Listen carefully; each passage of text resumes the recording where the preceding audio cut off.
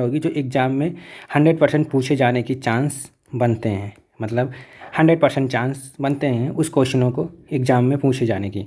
तो हम लोग मई के फर्स्ट वीक की पहले क्लियर करेंगे, फिर उसके बाद सेकेंड, थर्ड, फोर्थ, फिर उसके बाद जितने भी उसमें इंपॉर्टेंट क्वेश्चन होंगे पूरे, फिर एक मंथ की करंट अफेयर डिस्कस करेंगे। तो पहले मई की हम लोग करंट अफेयर, पहले सप्ताह की करंट अफेयर से जो इम्पोर्टेंट फैक्ट होंगे हम वन लाइनर में नहीं करेंगे, वन लाइनर में बाद में करेंगे जब पूरे चारों सप्ताह की करंट अफेयर क्लियर हो जाएगी। पहले हम उन लोगों को डिटेल में देखेंगे जो इम्पोर्टेंट करंट अफेयर है। देखते हैं मई के फर्स्ट वीक की करंट अफेयर। तो दोस्तों, मई के फर्स्ट वीक की करंट अफेयर का पहला क्वेश्चन जो बहुत ज़्यादा इम्पोर्टेंट क्वेश्चन है, ये क्वेश्चन पूछे जाने की ज़्यादा चांस है।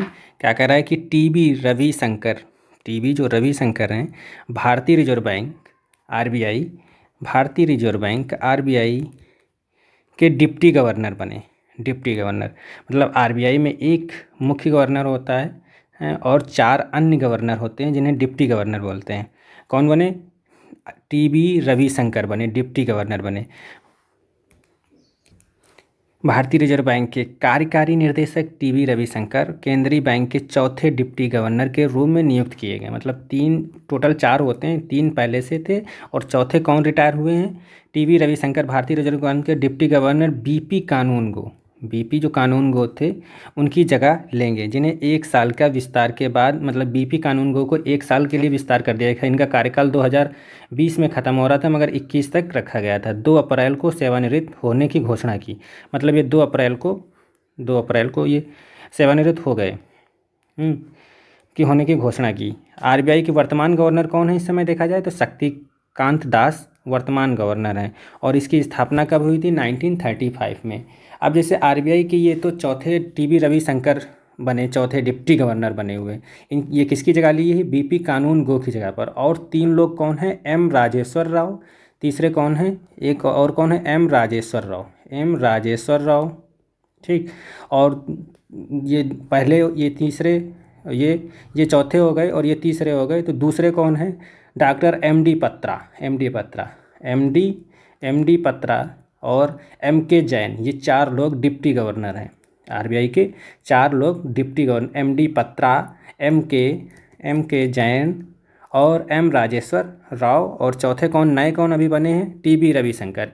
ये दोनों लोगों की 2000 में पोस्टिंग हो चुकी है। मतलब 2000 में इन्होंने कार्यकाल किया था और एम के जैन ने 2018 से कार्यकाल है इनका। एम राजेश्वर साहब और एम डी पत्रा का 2020 में ये लोग कार्यकारी इसके गवर्नर बने थे। चौथे अभी कौन? इंपॉर्टेंट क्वेश्चन आपके लिए बने रहे 6-7 महीने के लिए। इंपॉर्टेंट क्वेश्चन कौन सा बन सकता है कि टी रविशंकर भारतीय के चौथे डिप्टी गवर्नर बने। कौन? टी रविशंकर। अगली इंपॉर्टेंट न्यूज़ देखते हैं। अगली इंपॉर्टेंट न्यूज़ है इंडेक्स से। इंडेक्स में पूछ रहा है कि विश्व प्रेस स्वतंत्रता दिवस, जो विश्व प्रेस स्वतंत्रता दिवस है वो कब मनाया जाता है? 3 मई को।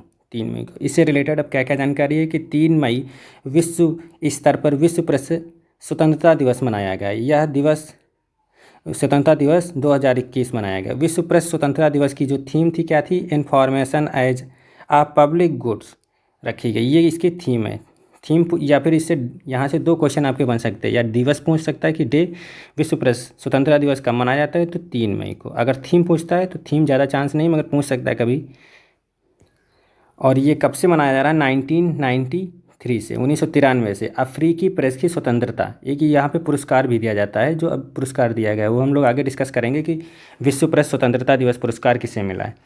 संयुक्त राष्ट्र महासभा द्वारा, यूएनओ द्वारा 1993 में अफ्रीकी प्रेस की स्वतंत्रता को बढ़ावा देने के लिए विश्व प्रेस स्वतंत्रता दिवस की स्थापना की गई। ये क्वेश्चन पूछा जा सकता है कि कब से मनाया जाता है विश्व प्रेस स्वतंत्रता दिवस? तो 1993 से।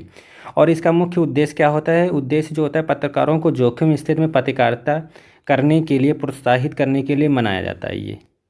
और जोखिम के लिए पत्रकारिता के लिए पुरस्कार भी दिया जाता है। विश्व प्रेस स्वतंत्रता दिवस अब की बार किसको मिला 2021 का? अभी डिस्कस करेंगे हम लोग। तो इसका ये विश्व प्रेस स्वतंत्रता दिवस 3 मई को मनाया जाता है। इंपॉर्टेंट क्वेश्चन है ये। जो लोग हम लोग क्वेश्चन कर रहे हैं वो 100% चांस पूछे जाने की कोशिश है। अगली न्यूज़ देखेंगे। अगली न्यूज़ भी पत्रकार से है। पत्रकार माने जाने पत्रकार रोहित सरदाना का निधन हुआ। इनसे क्या क्वेश्चन पूछा जा सकता है कि इन्होंने सबसे पहले किस न्यूज़ चैनल पर एंकरिंग शुरू की और कहाँ से फेमस हुए और कौन सा शो इनका फेमस था। तो ये 41 वर्ष के थे, 41 वर्ष की आयु में निधन हो गया। भारतीय टीवी पत्रकार न्यूज एंकर रोहित सरदाना, मतलब किससे मौत हुई? दिल का दौरा। ये पूछ सकता है, तो क्वेश्चन यहाँ से पूछा जा सकता है कि रोहित सरदाना किससे रिलेटेड थे? तो पत्रकार थे। इन्होंने जी न्यूज़ कब शुरू किया? 2004 में जी न्यूज़ चैनल के जरिए अपनी पत्रकारिता की जीवन की शुरुआत की। कब? 2004 में। यहाँ से एक इम्पॉर्टेंट क्वेश्चन पूछा जाता है कि इन्होंने पहले अपने जीवन की करियर कहाँ से शुरू की? 2004 में न्यूज़ चैनल, जी न्यूज़ चैनल के जरिए। और ये जी न्यूज़ पे कौन सा शो सिर्फ जाने जाते थे? ताल ठोक के शो के नाम से। मतलब ये जी न्यूज़ पे कौन से एंकरिंग करते थे, कौन से शो में? तो ताल ठोक के। और ये एबीपी न्यूज़, सॉरी एबीपी नहीं, आज तक के न्यूज़, जो कि 2017 में आज तक के पत्रकार के रूप में उभरे। मतलब जब ये इन लोगों को ज़्यादा हाईलाइट हुए 2017 में, आज तक के पत्रकार के रूप में। और आज तक के पत्रकार पर ये कौन से शो करते थे? दंगल। यहाँ से 3-4 क्वेश्चन बनने जाने, ये पूछ सकता है रोहित सरदाना किस फील्ड से थे और ये कब शुरुआत किए थे, किस चैनल से? तो पहले जी न्यूज़ से, 2017 में आज तक ज्वाइन किया, वहाँ पे कौन सा शो? दंगल। और ये ताल ठोक के। यहाँ से 3-4 क्वेश्चन बन जाए। आप लोग एक एक क्वेश्चन को नोट करते जाएंगे, 3-4 बार देख लेंगे। इंपॉर्टेंट क्वेश्चन है मई के, क्योंकि अब जैसे ही लॉकडाउन खुलेगा वैसे ही एग्ज़ाम होने शुरू हो जाएंगे, तो आपको लगभग 6 महीने की करंट अफेयर क्लियर करनी ही पड़ेगी। हम लोग ऐसे ऐसे एक एक सप्ताह की करंट अफेयर क्लियर करते जाएंगे। अगली न्यूज़ देखते हैं। अगला इम्पॉर्टेंट क्वेश्चन, अभी हम लोग प्रेस स्वतंत्रता दिवस की बात कर रहे थे, तो यहाँ पे विश्व प्रेस स्वतंत्रता पुरस्कार 2021 किसे मिला है? मारिया रेसा को दिया गया है। मारिया रेसा को विश्व प्रेस स्वतंत्रता पुरस्कार दिया गया। ये कहाँ की हैं? तो ये फिलीपींस की हैं। कहाँ की हैं? फिलीपींस की हैं। फिलीपींस की हैं मारिया रेसा। ये इतना नाम इनका याद रखेंगे। कहाँ की हैं? मारिया रेसा को विश्व प्रेस स्वतंत्रता पुरस्कार 2021 दिया गया मारिया रेसा को। और ये पुरस्कार 2021 मारिया रेसा को सम्मानित किया गया। ठीक, ये देखो, ये फिलीपींस ब्रॉडकास्ट के समाचार, मतलब फिलीपींस ब्रॉडकास्ट के समाचार के प्रमुख के रूप में कार्यरत हैं। जो फिलीपींस में ब्रॉडकास्ट न्यूज़ चैनल है, वहाँ पे मतलब हेड हैं न्यूज़ चैनल की, जिन्हें उपहार के रूप में $25,000 अमेरिकी डॉलर के रूप में राशि प्रदान की गई है।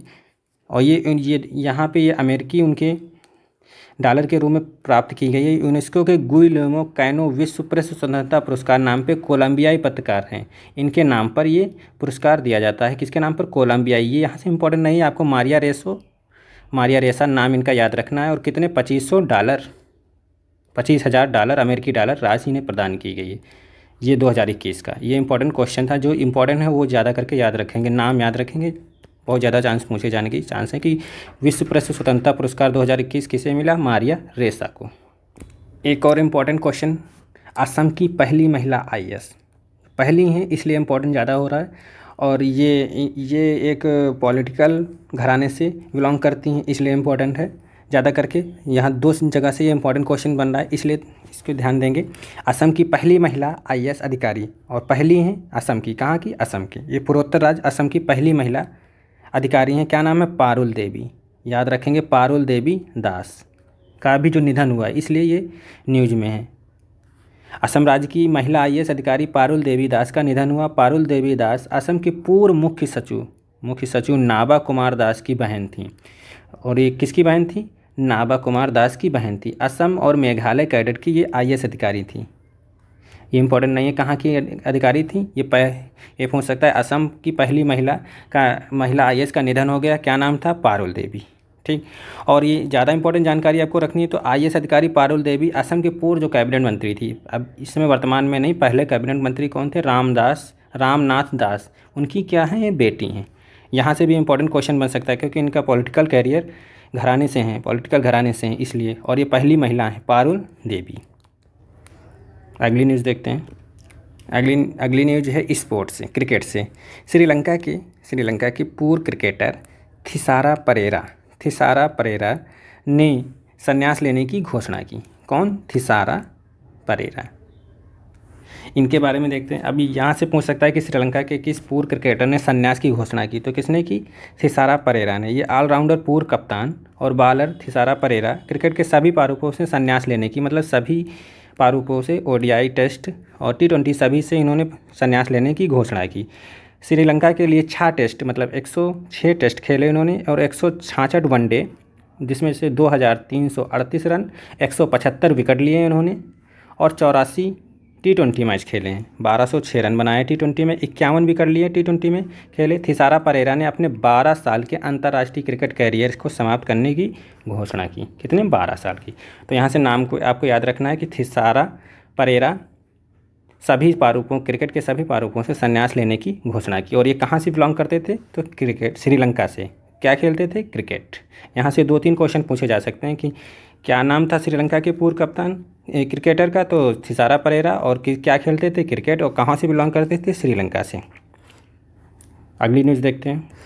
अगली न्यूज़ पुरस्कार से है। क्या है? किसको पुरस्कार मिला है? जापान का order of the rising sun सम्मान। जापान का order of the rising sun सम्मान किसे मिला है? श्यामला गणेश को मिला है। ये कहाँ से बिलोंग करती हैं? ये बेंगलुरु से हैं। श्यामला गणेश जो एक टीचर हैं को मिला है। अब इनके बारे में देखते हैं। जापानी सरकार ने बेंगलुरु स्थित जापानी शिक्षिका, मतलब ये जापानी शिक्षा को बढ़ावा दिया है, बेंगलुरु की हैं श्यामला गणेशन को order of the rising sun सम्मानित किया गया है। राइजिंग सन सम्मान से सम्मानित किया गया है। यह क्वेश्चन पूछा जा सकता है, जापान का order of the rising sun सम्मान किसे दिया गया? तो श्यामला गणेशन को दिया गया है। और ये एक जापानी, ये याद रखेंगे, इनका क्या व्यवसाय क्या है? जापानी शिक्षिका है। ठीक। ऑर्डर ऑफ राइजिंग सन सम्मान जापानी संस्कृति को बढ़ावा देने वाले, अंतर्राष्ट्रीय संबंधों में उपलब्धियों, पर्यावरण के संरक्षण में विशिष्ट उपलब्धियों हासिल करने वाले लोगों को दिया जाता है। जापान की, अब ये यहाँ पे जापान की डिटेल दी है कि जापान की राजधानी क्या नाम है? टोक्यो। सभी को याद रहती है। बहुत कम चांस, यहाँ पे कभी कभी रीजनिंग में ऐसे करके क्वेश्चन में मिलान में पूछ लेता है। ठीक। तो ये किस क्षेत्र में दिया जाता है? पर्यावरण के संरक्षण, विशिष्ट उपलब्धियों में हासिल करने वाले लोगों को दिया जाता है और जापानी संस्कृति को बढ़ावा देने वाले लोगों को जापान का order of the rising sun सम्मान दिया जाता है। जापान की मुद्रा जापानी येन है। और जापान के जो वर्तमान में प्रधानमंत्री कौन है? योशिहिडे सुगा जी।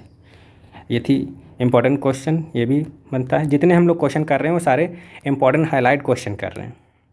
अगली न्यूज़ देखते हैं। अगली न्यूज़ क्या है? ब्रिटेन सेल्फ ड्राइविंग वाहनों को उपयोग को मंजूरी देने वाला दुनिया का पहला देश बन गया है।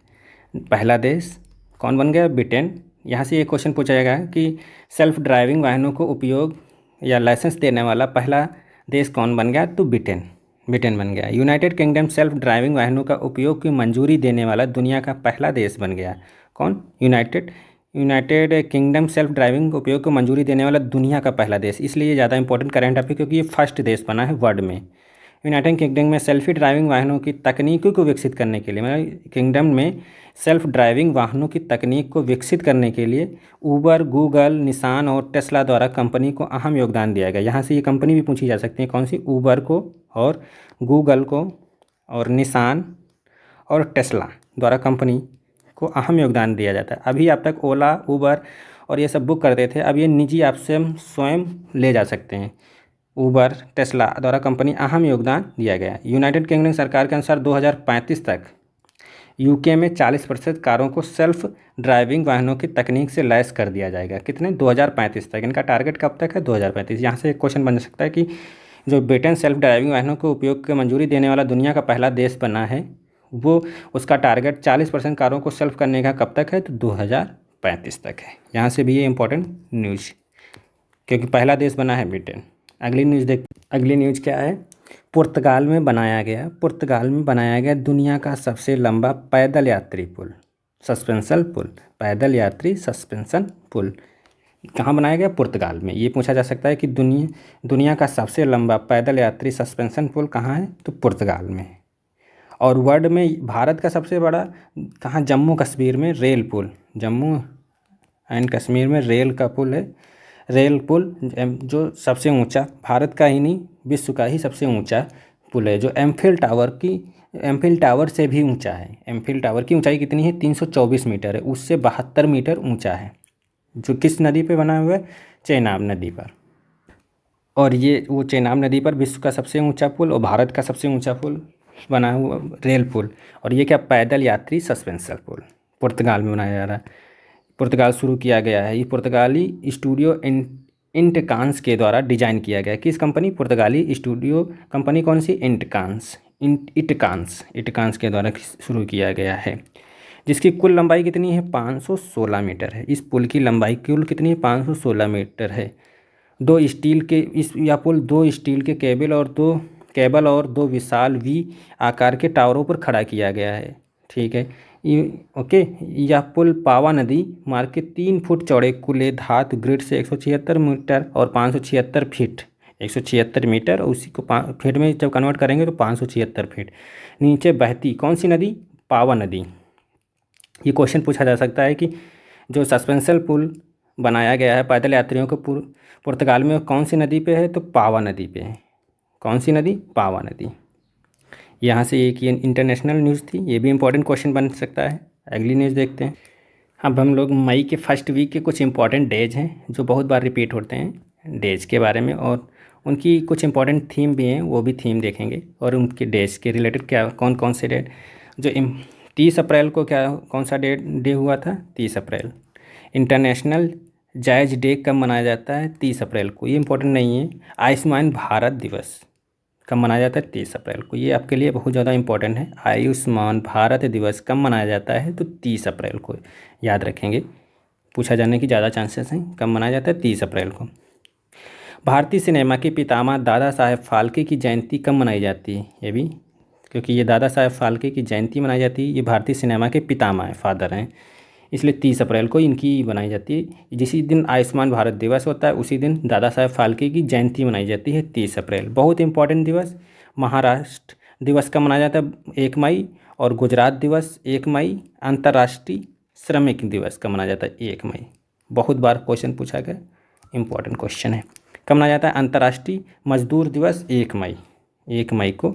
महाराष्ट्र का भी 1 मई को महाराष्ट्र दिवस और गुजरात दिवस दोनों 1 मई को। उसी दिन क्या मनाया जाता है? मजदूर दिवस। विश्व हास्य दिवस 2 मई को मनाया जाता है। अंतर्राष्ट्रीय खगोलीय विज्ञान दिवस कब मनाया जाता है? ये भी 2 मई को मनाया जाता है। यहाँ से इंपॉर्टेंट क्वेश्चन आपका कौन सा है? मजदूर दिवस। विश्व मजदूर दिवस अंतर्राष्ट्रीय मजदूर दिवस कब मनाया जाता है? 1 मई को।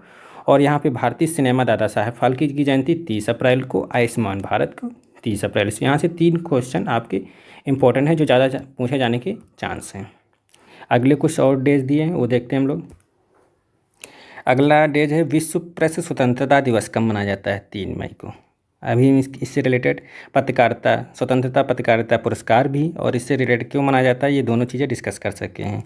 कब मनाया जाता है? 3 मई को। अब विश्व प्रेस स्वतंत्रता दिवस 2021 की थीम क्या थी? Information as a public goods. क्या थी? Information as a public goods. विश्व अस्थमा दिवस बहुत इंपॉर्टेंट है, ये भी इंपॉर्टेंट। ये भी विश्व अस्थमा दिवस का मनाया जाता है 4 मई को। विश्व अस्थमा दिवस 2021 की थीम क्या थी? अनकवरिंग अस्थमा और मिसकॉन्सेप्शन। क्या थी? Uncovering asthma. 4 मई को मनाया जाता है विश्व अस्थमा दिवस। ठीक। अग्निशमन दिवस का मनाया जाता है, ये भी 4 मई को मनाया जाता है। और कोयला खनिक दिवस ये भी 4 मई को। कोयला खनिक दिवस। विश्व हाथ स्वच्छता दिवस 5 मई को। इंपॉर्टेंट नहीं है, ये भी इंपॉर्टेंट है। अंतर्राष्ट्रीय अग्निशमन और विश्व अस्थमा दिवस और विश्व प्रेस स्वतंत्रता दिवस। इस वीक कुछ आयोजन हुए, मतलब मई के फर्स्ट वीक में क्या क्या आयोजन हुए? भारत और किस देश के विदेश रक्षा मंत्रियों के बीच 2+2 मंत्री परिषद संवाद हुआ। मतलब विदेश जो रक्षा मंत्री हैं उनके बीच 2+2 मंत्री संवाद का आयोजन कराया गया। किसके? भारत और किस देश के बीच? रूस के बीच। 2+2 जो वार्ता हुई किसके बीच हुई? भारत और रूस के बीच। कौन कौन से इसमें पार्टिसिपेट किए हैं? दोनों देशों के रक्षा मंत्री और मंत्री, दोनों देशों के रक्षा मंत्री इसमें संवाद किए हैं। और दूसरा आयोजन क्या हुआ था इस वीक में? किसने मसाले और पाक जड़ी बूटी कोडेक्स समिति के 5वें स्तर का उद्घाटन किया? मसाले और पाक जड़ी बूटी का रीता तेवतिया ने किया। रीता तेवतिया ने किसका? पाक जड़ी बूटी कोडेक्स समिति का 5वें स्तर का उद्घाटन किया। रीता तेवतिया इस समय क्या हैं? रीता तेवतिया कॉमर्स सेक्रेटरी हैं। क्या हैं? वाणिज्य विभाग की सचिव हैं रीता तेवतिया। इन्होंने किसका? मसाले और पाक जड़ी बूटियों कॉन्टेक्स का समिति का किया, क्या किया? उद्घाटन किया। इस वीक कौन कौन सी बुक लॉन्च हुई? तो 2 बुकें इंपॉर्टेंट, दोनों बुक बहुत इंपॉर्टेंट हैं, दोनों बुकों को आप याद रखेंगे।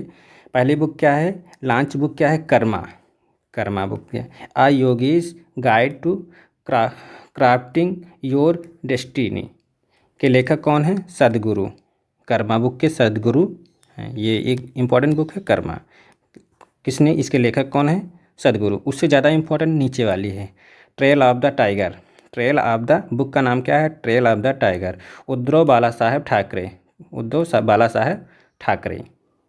उद्धव बाला साहेब ठाकरे आज जर्नी। इन बाला साहेब ठाकरे की मतलब लाइफ हिस्ट्री पे लिखी गई, मतलब जीवन यात्रांत पे लिखी गई। किसने लिखा है? राधे श्याम यादव ने। इनका नाम जरूर आपको याद रखना है। या फिर बाला साहेब ठाकरे के जर्नी पे लिखी गई बुक का नाम क्या है? Trail of the tiger. Trail of the tiger, यहाँ से क्वेश्चन बन सकता है। या फिर ट्रेल ऑफ टाइगर के राइटर कौन है? तो राधे श्याम यादव हैं। कौन है? राधे श्याम यादव। यहाँ से ये इंपॉर्टेंट क्वेश्चन, बुक से दोनों इंपॉर्टेंट हैं। सदगुरु ने कर्मा बुक लिखी है और राधे श्याम ने trail of the tiger, Uddhav Singh Bala Saheb Thackeray की जर्नी पर। अब देखते हैं इस वीक का पुरस्कार कौन कौन से हैं। कुछ इंपॉर्टेंट पुरस्कार हैं। किस राज्य को पत्रकारों को फ्रंट लाइन कोविड योद्धा सम्मान दिया गया? किस राज्य ने जो पत्रकार थे कोविड लाइन में, जो इस समय कोविड काल में पत्रकारिता कर रहे थे, उनको कोविड योद्धा सम्मान दिया गया? किस योद्धा सम्मान से सम्मानित किया किस राज्य ने? किस पत्रकारों को, मतलब किस राज्य के पत्रकारों को सम्मानित किया? उड़ीसा की सरकार ने। उड़ीसा के नवीन पटनायक जहाँ के सीएम हैं उड़ीसा की, और गवर्नर कौन है? गणेशी लाल। ठीक। किसे जापान का आर्डर ऑफ द राइजिंग सम्मान, ये हम लोग डिस्कस कर चुके हैं, श्यामला गणेशन को। कहाँ की हैं? बेंगलुरु की हैं। किसे 29वें युद्धवीर मेमोरियल अवार्ड से सम्मानित किया गया? डॉक्टर इवेंती फर्नांडीज को। ये कहाँ से हैं? मुंबई से। 29वें युद्धवीर मेमोरियल पुरुष अवार्ड से सम्मानित किया गया इवेंती फर्नांडीज। यूनेस्को विश्व स्वतंत्रता पुरस्कार 2021 किसे? मारिया रेसा को। ये हम लोग भी डिस्कस कर चुके हैं। मारिया रेसा कहाँ से हैं? फिलीपींस से। इन्हें क्या मिला है? प्रेस स्वतंत्रता पुरस्कार से सम्मानित किया गया है। इस टाइप से आपसे क्वेश्चन पूछे जा सकेंगे। हम ये कुछ क्वेश्चन हम लोग वन डे एग्जाम के तौर पे, वन लाइनर तौर पे हम लोगों ने पीडीएफ में डाला रखा है, जैसे आपको पता चल सके कि किस टाइप से क्वेश्चन बन सकते हैं। वहाँ हम लोगों ने डिटेल में देखा, यहाँ हम क्वेश्चन से क्लियर कर रहे हैं। कुछ और देखते हैं न्यूज़ की। इस वीक में कुछ इम्पॉर्टेंट योजनाएं थी जो स्टेट की, हर राज्य की जो अलग अलग योजनाएं होती हैं, कुछ योजनाओं को आगे बढ़ाया गया और कुछ योजनाओं की धनराशि को बढ़ाया गया। वो योजनाएं देखते हैं कौन कौन सी राज्य में कौन कौन सी योजनाओं को कोविड काल में किया गया, क्योंकि मई के फर्स्ट वीक में कोविड अपने बहुत ही पीक पे था। किस राज्य ने कोरोना वायरस योजना की शुरुआत की? मतलब किस राज्य ने कोरोना वायरस योजना की शुरुआत की? तो ये क्वेश्चन यहाँ से हूबहू ऐसे ही पूछा जा सकता है कि किस राज्य ने कोरोना वायरस योजना की शुरुआत की? तो मध्य प्रदेश राज्य ने। ऐसे वनडे एग्जाम में ऐसे ही हूबहू क्वेश्चन पूछा जा सकता है। किस राज्य ने अनाथ बच्चों के उत्थान के लिए हरिहर नीति की मंजूरी दी? आपसे ये पूछा जा सकता है हरिहर नीति किस राज्य की योजना है या नीति है? तो कहाँ की है हरिहर नीति और किससे रिलेटेड है? तो अनाथ बच्चों के उत्थान के लिए। तो हरियाणा राज्य ने अनाथ बच्चों के उत्थान के लिए हरिहर नीति की मंजूरी दी, हरियाणा राज्य ने। अगला वन लाइनर क्वेश्चन क्या है? किस राज्य ने आशीर्वाद योजना 21,000 से बढ़ाकर 51,000 कर दिया? मतलब आशीर्वाद योजना के थ्रू 21,000 रुपये से बढ़ाकर 51,000 रुपये कर दिया। किस राज्य ने? पंजाब राज्य ने। अगला क्या है? किस देश में ऑक्सीजन ऑन व्हील्स, मतलब ऑक्सीजन ऑन व्हील्स पहल की शुरुआत की गई? ऑक्सीजन ऑन व्हील्स पहल की शुरुआत किसने? करनाल कहाँ है? हरियाणा में। कहाँ से शुरुआत की गई? पहल शुरुआत की गई करनाल में। सिडबी ने एमएसएमई के लिए किस नाम से ऋण योजना शुरू की? मतलब सिडबी ने एमएसएमई के नाम से किस योजना की? स्वास्थ्य एंड आरोग्य नाम से ऋण योजना किस नाम से शुरू की? स्वास्थ्य एंड आरोग्य। किस राज्य ने कोविड आपातकालीन ऋण योजना शुरुआत की? हरियाणा ने। बहुत इंपॉर्टेंट क्वेश्चन ये पूछा जा सकता है कि किस राज्य ने कोविड आपातकालीन में ऋण योजना शुरुआत की? तो हरियाणा राज्य ने शुरुआत की। किस राज्य ने? हरियाणा राज्य ने। किस राज्य सरकार ने क्लैप नामक एक स्वच्छता अभियान शुरू किया? आंध्र प्रदेश। किस कंपनी ने महाराष्ट्र में ऑक्सीजन ऑन व्हील्स परियोजना की शुरुआत की? तो महिंद्रा ग्रुप ने। किसने? महिंद्रा ग्रुप ने। यहाँ से इंपॉर्टेंट क्वेश्चन कौन कौन से आपके बनते हैं? आपसे ये मध्य प्रदेश का पूछा जाता है, कोरोना वायरस और हरिहर नीति पूछी जा सकती है। और किस आशीर्वाद योजना, आशीर्वाद योजना कन्याओं से है, जो पंजाब सरकार ने मतलब गरीब परिवार की जो बच्चियाँ होती हैं उनके पढ़ाई का खर्च उठाने के लिए 21,000 से कितना 51,000 किया पंजाब गवर्नमेंट ने। और ऑक्सीजन ऑन व्हील शुरुआत करनाल हरियाणा ने की थी। और यहाँ से आपातकालीन ऋण हरियाणा। और ये सीट बी का पूछ सकता है किस नाम से, तो स्वास्थ्य एंड आरोग्य। यहाँ से 3-4 क्वेश्चन आपके इंपॉर्टेंट क्वेश्चन बन सकते हैं। तो गाइज ये मई के फर्स्ट वीक के रिलेटेड जो इंपॉर्टेंट करंट अफेयर के क्वेश्चन थे वो हम लोगों ने डिस्कस किए मई के फर्स्ट वीक से। और इस वीडियो को आप लोग जितना शेयर करेंगे, जैसे हम लोगों ने फिगर में दिखा रखा है कि आपका एक शेयर देश के गरीब बच्चों तक या पीडीएफ और वीडियो पहुंचा सकता है, जिससे क्या कम से कम 3 लोगों को शेयर करें। कम से कम आप 3 लोगों को शेयर करें और उन्हें आगे 3 लोगों को शेयर करने के लिए कहें। जैसे इस बंदे ने 3 लोगों को शेयर किया, जैसे फिगर में शो हो रहा है, फिर ऐसे ऐसे, तो क्या है गरीब बच्चों को कुछ ना कुछ हेल्प मिल सकेगी। तो गाइज ये करंट अफेयर का फर्स्ट वीक से रिलेटेड जितने क्वेश्चन थे हम लोगों ने डिस्कस कर लिए। कैसा लगा आपको वीडियो, कमेंट बॉक्स में ज़रूर बताएं। थैंक यू दोस्तों।